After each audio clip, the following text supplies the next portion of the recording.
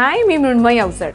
बरेचदा भरजरी साड्यांना पदराच्या शेवटी रेशम सोडलेलं असतं, ते दशा बनवण्यासाठी असतं। त्याच्यापासून टॅसल्स बनवू शकतो आणि पदराचा लुक खूप आपण छान करू शकतो। अनेकदा त्या दशा कापल्या जातात आणि तो पदर अर्धवट कापल्यासारखा आपल्याला एक लुक मिळतो। ज्या दशा आपल्या हातात, बांगडीमध्ये किंवा अंगठीमध्ये अडकतील अशी जर तुम्हाला भीती वाटत असेल तर तुम्ही या दशांपासून जे टॅसल कराल त्याला थोडा पीळ देऊन करू शकता। पीळ दिल्याने याचे जे रेशम आहेत हे जास्त लूज राहत नाहीत। अगदी जवळचा बारीक पीळ देऊन सुद्धा तुम्ही हे करू शकता, ज्याच्याने ह्या घट्ट होतात आणि ह्या कशातही अडकत नाहीत। तुम्हाला हाही पर्याय जर आवडत नसेल तर तुम्ही छोट्या दशा ठेवू शकता आणि ह्याला नुसत्या या गाठी मारून तुम्ही कापू शकता। याच्याने पण लुक खूप छान येतो।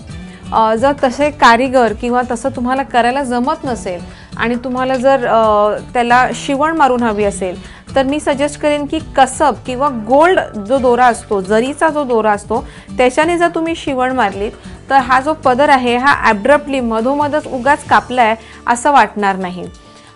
तेही जर तुम्हाला पर्याय अवेलेबल नसेल तर तुम्ही जर पिको करणार असाल तुमच्या साडीला तर तो पिको हा बारीक आहे ना बघा, याचा जो फॉल आहे हा खूप मोठा होत नाही आहे ना, त्याच्याने साडीचा पदराचा गेटअप तर जात नाही ना, याच्याकडे लक्ष द्या। साडी भरजरी असते, महागाईची असते, पण त्याचं जर पदराचं एज जी किनार जर आपण नीट फिनिश केली नाही तर ते ॲब्रप्टली मधोमध विचित्रपणे कापलेलं डिझाईन वाटू शकतं। त्यामुळे पुढच्या वेळेला तुमच्या साडीला पिको करण्याआधी कुठला पर्याय सगळ्यात जास्त तुम्ही त्याला न्याय देणारा असेल याचा विचार करा आणि मगच त्या दशा कापून त्याचा पिको करा।